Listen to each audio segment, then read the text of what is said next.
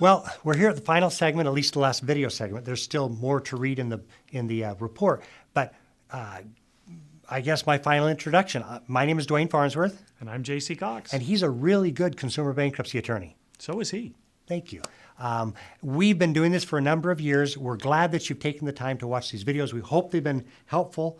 We hope that they've helped you to understand a little bit more about what we'll need to talk about when we get together in our offices.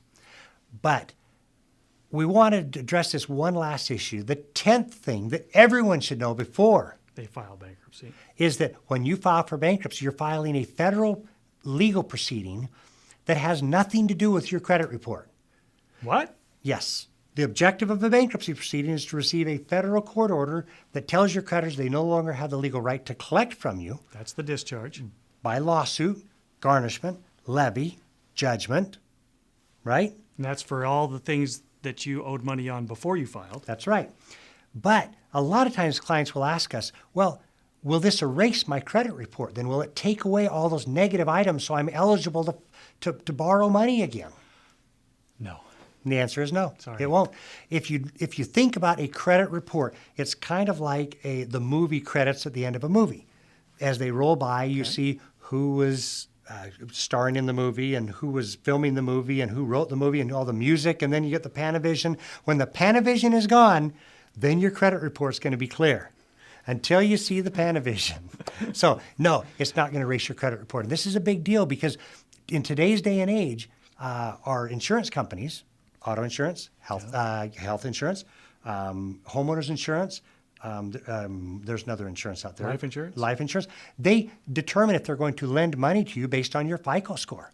So bankruptcy is the first step to a new, fresh financial start. But it doesn't mean that you're going to be able to erase everything that's on your credit report. And a bankruptcy will show up on your credit report. So it will show that you filed a bankruptcy. It'll also show when you get your discharge. Yep. So that's the line in the sand. Now, how long will it be on your credit report? It can be on there for up to 10 years. Chapter 7. Yep. You know, normally 7 to 10 years. Now, the impact, just like with anything negative on your credit report, as time goes by and you maintain clean credit after filing bankruptcy. You pay your rent on time. You pay your car on time. If you do get a secured credit card, you pay it on time. All of these things, right? As you do those, you rebuild your credit, and the impact of those negative things goes down. So, yeah, the bankruptcy is going to have impact, just like all the other things that happened before had an impact. But you move forward starting with that fresh start, which is the point of filing the bankruptcy, to get that fresh start that good people need so they can then move forward. And that's what it provides. And if you do pay your rent on time, your mortgage on time, your car payment on time, any credit card, very careful with secured credit cards, but with any credit cards. But if you make all these payments timely, usually you'll be eligible for a market rate of interest on a car, on other type of consumer debt on a home, 2 years, 3 years after you filed your bankruptcy and received your discharge. Now, that's not me talking. I'm talking having interviewed those people who underwrite mortgages and those people who give auto loans.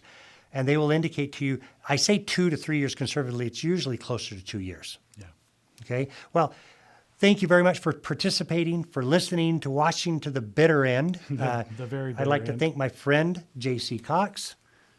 Yeah, you're my friend too. And he'd like to thank his friend, Dwayne Farnsworth. We look forward to seeing you in our office because even though we don't take ourselves very seriously, we promise to take your case seriously. We promise to answer your calls when you have questions. We promise that our staff will be pleasant and our staff will be ready and prepared. We promise that we have the experience that we need and that we keep up on the types of new judgments and rulings that come down. We promise that we will treat you like we would want to be treated in any other service or any other type of professional representation that we have. Everyone that comes in, when we're sitting down with you and we're talking about your situation, talking about the options that you have before you, when we're looking at your case, the way we analyze it and the communication we're going to have to you, what we're going to be discussing with you is, if we woke up in your shoes, right, and we were sitting where you're sitting, what would we do to protect ourselves, protect our families, protect our quality of life, our mental condition, all of these things? That's how we're going to approach your case. And so you can feel confident when you come in that every option that is available, we will discuss with you so that you can make the best choice for your situation, for you, for your family, so that you can get the relief that you need and move forward with your life. And if you think JC is good on tape, you ought to meet with him in real life. We'll look forward to seeing you in our office.